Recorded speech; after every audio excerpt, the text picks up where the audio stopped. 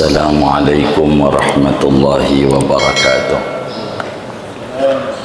Bismillahirrahmanirrahim. Alhamdulillahi rabbil alamin. Wassalatu wassalamu ala sayyidina Muhammadin wa ala alihi wa sahbihi ajma'in. Allahumma inna nastahdi li arsyadi amrina wa zidna ilman yanfa'una. Halaman berapa? 12. Wa an Abi Hurairah radhiyallahu anhu qala, diriwayatkan dari Abu Hurairah radhiyallahu anhu, beliau berkata, qala Rasulullah sallallahu alaihi wasallam, telah bersabda Rasulullah sallallahu alaihi wasallam, la wudu'a liman lam yadhkurismallahi alaihi, tidak ada wudu yaitu sempurna bagi orang yang tidak menyebutkan akan nama Allah atas wudunya.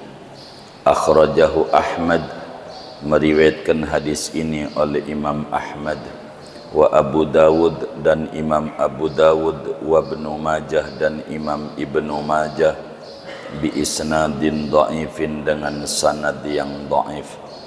Walid Tirmidzi an Sa'id bin Zaidin wa Abi Sa'idin nahwuhu, dan bagi riwayat Imam Tirmidzi dari sahabat Nabi Sa'id bin Zaid dan Abu Sa'id, yaitu seperti hadis Abi Hurairah. Qala Ahmad, berkata Imam Ahmad, la yathbutu fihi syai'un, tidak sabit, tidak sahih pada hadis niat bismillah ini syai'un, oleh sesuatu hadis pun. Wallahu a'lam bishawab. Segini, saudara-saudara sekalian yang mulia, pertemuan ini selepas kita mengikuti solat zuhur berjamaah, tentu harapan dan doa kita, rangkaian ibadah kita yang wajib maupun yang sunnah, mudah-mudahan diterima oleh Allah Subhanahu wa ta'ala, dan Allah izinkan kita untuk melaksanakan solat wajib di waktu mendatang ini. Amin ya rabbal alamin. Hadis kita ini berbicara tentang hukum baca bismillah dalam wudu. Apa hukumnya? Abu Hurairah radhiyallahu ta'ala an meriwayatkan hadis, qala Rasulullah sallallahu alaihi wasallam, la wudu'a, tidak ada wudu. La namanya disebut la nafi jinis, menasabkan isim nakirah tanpa tanwin. La wudu'a. Sementara wudu adalah pekerjaan, sehingga kalau disebut tidak ada wudu tanpa bismillah, tidak berarti kalau enggak bismillah enggak ada pekerjaan membasuh wajah, tangan, kepala dan juga kaki. Tentu bukan begitu. Sehingga yang dimaksud di sini menafikan hukum. Menafikan hukum, bukan menafikan benda. Sebab al-a'yan la tanfa'u fila. Sehingga maksud la wudu'a ini apa? Apakah tidak ada wudu yaitu sah? Apakah tidak ada wudu yaitu sempurna? Bukan maknanya tidak ada wudu yaitu hasil, bukan itu. Tapi yang dimaksud adalah hukum daripada wudunya. Bagaimana orang kalau wudu enggak baca bismillah? La wudu'a liman lam yadhkurismallahi alaihi, tidak ada wudu bagi orang yang tidak menyebutkan nama Allah atasnya. Ada dua pengertian. Yang pertama, tidak ada wudu yaitu sah. Artinya wudunya enggak sah bila tidak baca bismillah. Pendapat ini adalah pendapat Imam Dawud Zahiri yang mengatakan wudu enggak sah bila tidak baca bismillah, dan juga pendapat Imam Ahmad bin Hambal dalam madhabnya berdasarkan hadis ini bahwa wudu tidak sah kalau enggak baca bismillah. Namun mayoritas ulama termasuk Imam Malik, Imam Abu Hanifah dan Imamul A'zam Imam Syafi'i radhiyallahu anhu wa anhum ajma'in mengata la wudu'a ay kamilun, tidak sempurna wudu. Wudunya hasil tapi ganjaran tidak banyak bagi siapapun kalau wudu tidak membaca bismillah. Sehingga hadis ini menunjukkan bahwa membaca bismillah disyariatkan di dalam wudu. Tandanya Nabi menyatakan la wudu'a liman lam yadhkurismallahi alaihi. Lalu dari mana Imam Syafi'i mengata bahwa tidak ada wudu itu maksudnya tidak sempurna, sehingga baca bismillah dalam wudu hukumnya sunnat? Dari mana dasarnya? Imam Syafi'i menjelaskan dasarnya dari Al-Quran, di mana Allah Subhanahu wa ta'ala menyebutkan tentang cara berwudu, tidak ada penyebutan bismillah pada surat Al-Maidah ayat 6.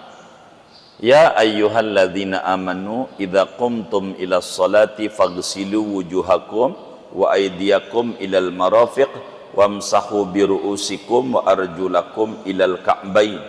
Di sana tidak ada bismillah pada surat Al-Maidah ayat ke-6, sehingga bismillah berarti tidak wajib dalam wudu. Yang kedua, bagaimana Sayyidina Utsman bin Affan ngajarin wudu kepada sahabat yang bertanya bagaimana cara wudunya Rasulullah, maka Sayyidina Utsman pun ngajarin tidak baca bismillah. Itu menunjukkan bahwa baca bismillah bukan wajib dalam wudu. Yang ketiga, ada perintah daripada Nabi, tawaddu'u kama amarakallah. Tawaddu' kama amarakallah. Dalam hadis yang sahih, kata Nabi, berwudulah mengikuti apa yang Allah perintahkan di dalam Al-Quran. Sementara yang Allah perintahkan tidak menyebutkan bismillah, sehingga menurut mayoritas ulama termasuk madhab Syafi'i bahwa membaca bismillah sebatas sunnat di dalam wudu.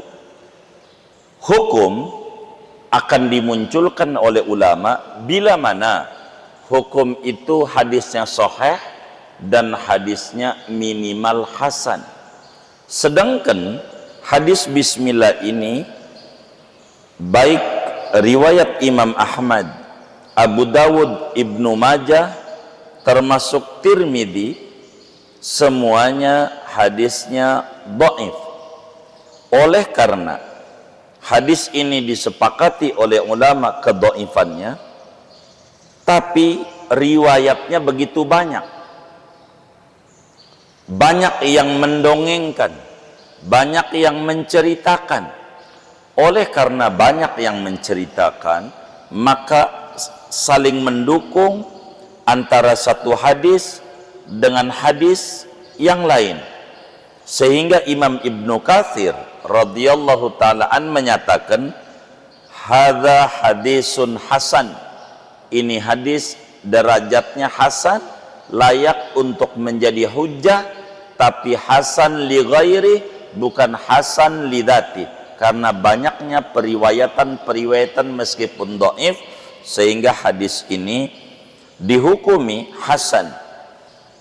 Di samping itu, di dalam hadis riwayat Imam Tirmidzi dengan riwayat Abu Dawud dengan sanad yang hasan, tentang di mana Rasulullah sallallahu alaihi wasallam bersabda, kullu amrin dzibalin la yubda'u fihi bi bismillahirrahmanirrahim fahuwa aqta, wa fi riwayatin fahuwa abtar, wa fi riwayatin fahuwa ajdam, wa makna kullin minha qalilul barakah.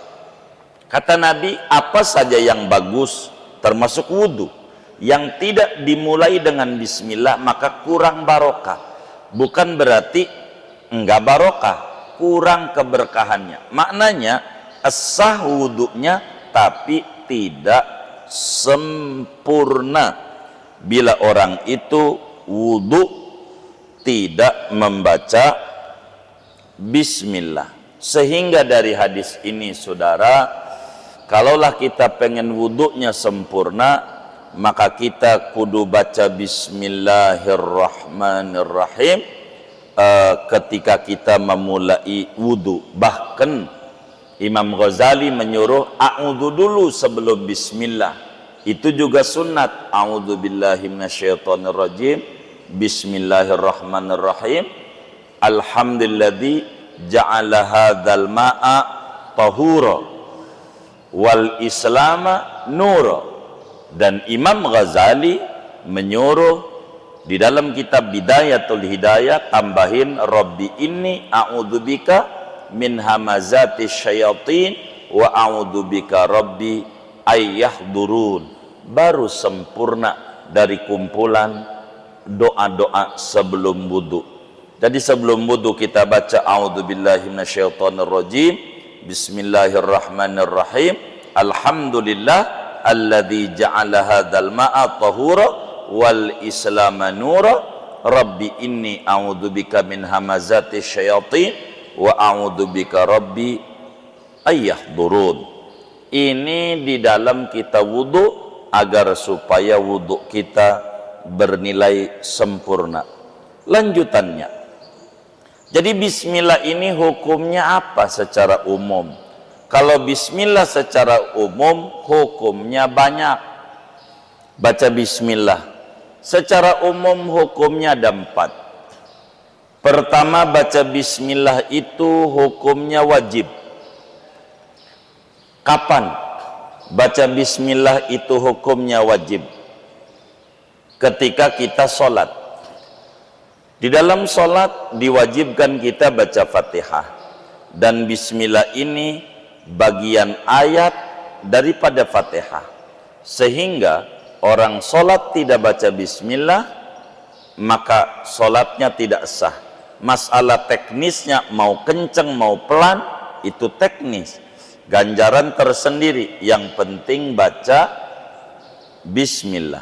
Kedua, baca bismillah hukumnya haram. Kapan itu? Bila mana kita memakan sesuatu yang haram secara zatnya, atau kita mau mengerjakan sesuatu yang haram secara zatnya, bendanya. Mohon maaf, mau makan daging celeng kita baca bismillah, haram. Kita mau minum arak baca bismillah, maka hukumnya haram karena bendanya haram adanya secara zatnya, Ketiga, baca bismillah hukumnya makruh.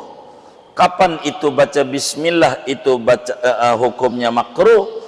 Bila mana kita mau mengerjakan atau memakan barang yang makruh secara zatnya, seperti makan bawang mentah atau bawang putih mentah, itu kita makannya menjadi makruh adanya. Lalu kapan baca bismillah menjadi sunat? Semacam hadis kita, yaitu saat kita mengerjakan yang bagus-bagus dalam agama, termasuk dalam berwudu. sehingga Nabi kita Muhammad sallallahu alaihi wa alihi wasallam menjelaskan la wudu'a liman lam yadhkurismallahi alaihi, tidak ada wudu yaitu sempurna bagi orang yang tidak baca bismillah. Lanjutannya saudara, lalu baca bismillah ini bagaimana? Apakah kudu bismillahirrahmanirrahim supaya kita sempurna wudunya, ataukah cukup dengan bismillah saja? Maka kata Imam Khatib Syirbini di dalam kitab Mughnil Muhtaj, Imam Nawawi di dalam kitabul Majmu', orang baca bismillah doang jadi, tanpa perlu ar-Rahmanir Rahim, sudah hasil mengamalkan hadis la wudu'a liman lam yadhkurismallahi alaihi, dengan kita baca bismillah, segitu doa.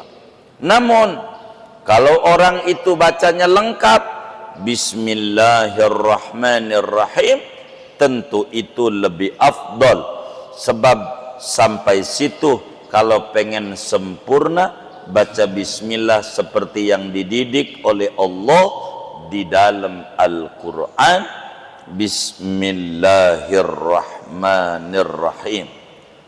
Lalu bagaimana kalau kita lupa saat wudu baca bismillah? Apakah tetaplah wudu'a kamilun karena lupa? Sedangkan Nabi dalam hadis yang sahih menyatakan, innallaha tajawaza an li ummati anil khata'a wan nisyan wa mastukrihu alaih. Allah maafin umatku tersalah, kelupaan, dan dipaksa orang. Bagaimana kalau lupa? Kita baca bismillah dalam wudu, maka hukumnya ada dua.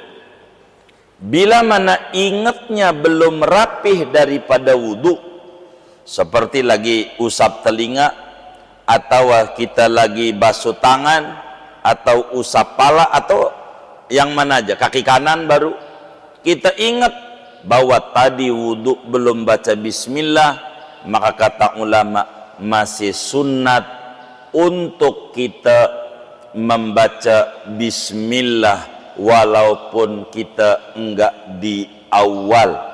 Cuman bacaannya kalau kelupaan dari awal, kita membaca bismillahi awwalahu wa akhirahu, atau bahasa lainnya bismillahi fi awwalihi wa akhirihi, terserah cara bacanya.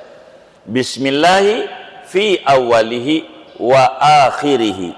Bila kita kelupaan di awal wudu, hendak baca bismillah, ingat semacam basuh tangan, maka jangan tidak disusulkan dengan kita membaca bismillahi fi awwalihi wa akhirihi. Lalu bagaimana kalau udah kelar wudu? Contoh tadi wudu kita sholat zuhur, wudu tuh di tempat wudu masjid kita nih yang kita cintai, di depan tuh tempatnya. Lalu sekarang ingat pas udah sholat dohor, waduh tadi wudu kita belum baca bismillah. Ini bagaimana? Bila dalam bab wudu tidak sunat lagi baca bismillahi fi awalihi wa akhirihi bila dalam kerjaan semacam wudu. Namun bila kerjaan itu semacam makan dan minum, masih sunat. Kita tadi makan jam 11, lupa baca bismillah, baru ingat sekarang, maka masih disunatkan kita membaca bismillahi fi awalihi wa akhirihi, walaupun makan udah kelar, agar supaya keberkahan nasi yang ada dalam perut tidak hilang barokahnya dengan kita membaca bismillah. Begitu minum, Udah kelar minum baru ingat belum baca bismillah, maka kita masih disunnatkan untuk membaca bismillahi fi awalihi wa akhirihi. Bagi Imam Dawud Dhahiri pada kajian hadis kita, bagaimana ulama yang mengata wudu itu wajib, kudu baca bismillah, tidak sah baca wudunya kalau nggak baca bismillah seperti madhab Dawud Dhahiri dan satu riwayat madhab Hambali, maka baca bismillah kalau sengaja ditinggal wudunya kudu diulang. Tapi kalau lupa, wudunya masih sah bagi orang atau ulama yang berpendapat bismillah itu wajib dalam wudu, walaupun pendapat itu dhaif. Seperti Dawud Dhahiri mengatakan wajib. Bagaimana kalau lupa? Kalau dia lupa masih sah, tapi kalau sengaja maka kudu diulang daripada dia punya wudu menurut Imam Dawud Dhahiri. Termasuk juga Imam Ishaq bin Rahuyah di dalam madhabnya, di luar madhab 4. Sehingga saudara, baca bismillah di dalam wudu hukumnya adalah sunnat. Jangan ditinggal ketika wudu untuk kemudian kita membaca bismillah. Kemudian ada juga ulama yang berpendapat hadis ini la wudu'a liman lam yadhkurismallahi alaih, sebab awalannya hadis ini la solata liman la wudu'alah, tidak ada sah solat bagi orang yang tidak berwudu.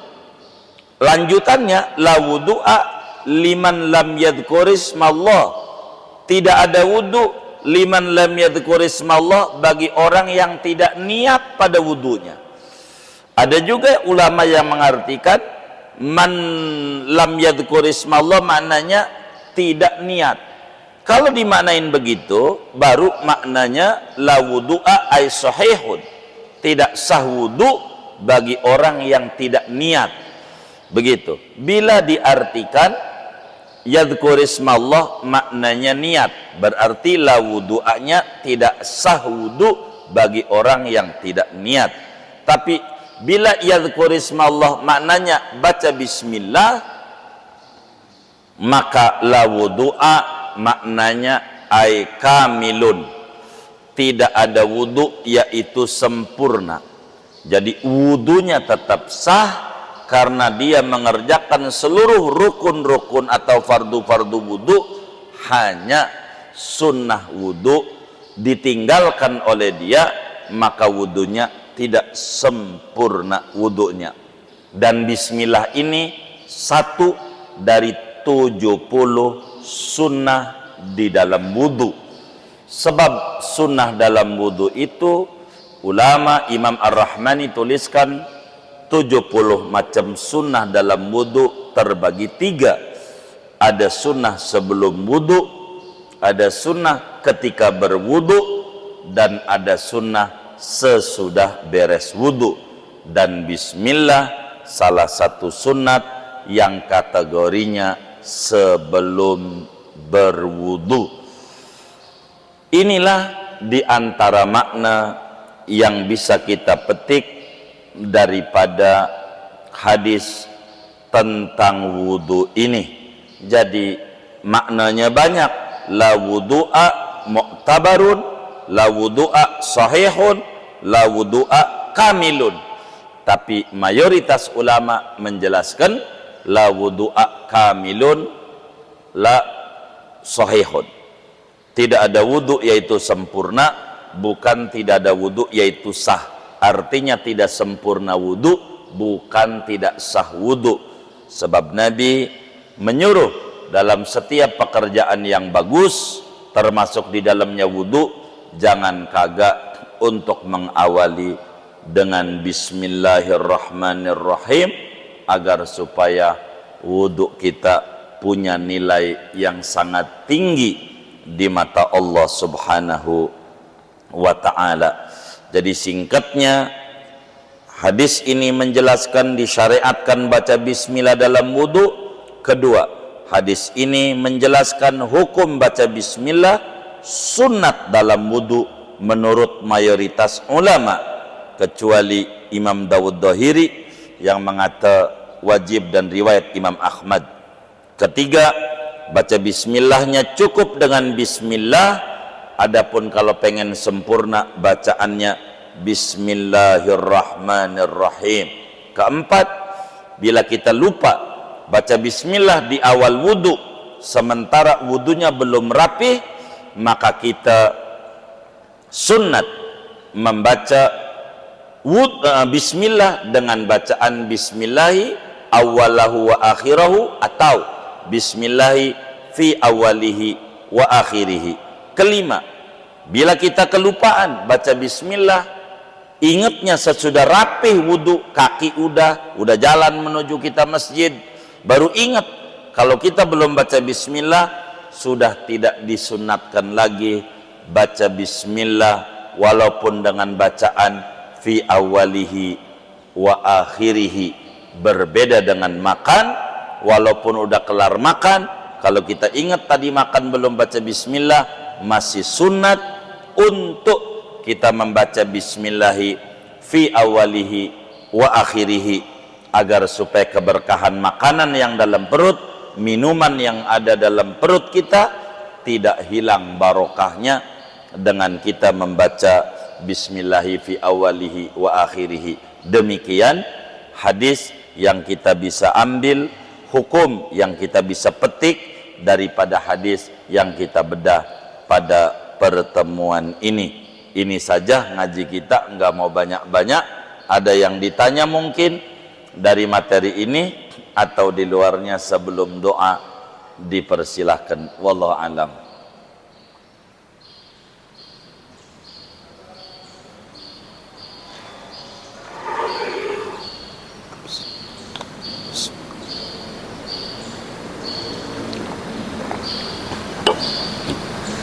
Kalau tidak ada, doa saja. Kalau tidak ada, kita baca Fatihah dulu untuk para pejuang-pejuang kemerdekaan kita dari Sabang sampai Merauke, sehingga kita bisa menikmati kemerdekaan ini yang ke-80. Mudah-mudahan jasa-jasa para pejuang, uang, tenaga, harta, bahkan nyawa yang mereka korbankan semuanya demi supaya kita beribadah dengan tenang, bekerja dengan tenang, hidup penuh dengan ketenangan, nyaman. Mudah-mudahan jasa mereka semuanya diterima oleh Allah dan dicatat mereka semua sebagai syuhada di sisi Allah, kuburnya menjadi raudhah min riyadil jannah. Amin. Al-Fatihah.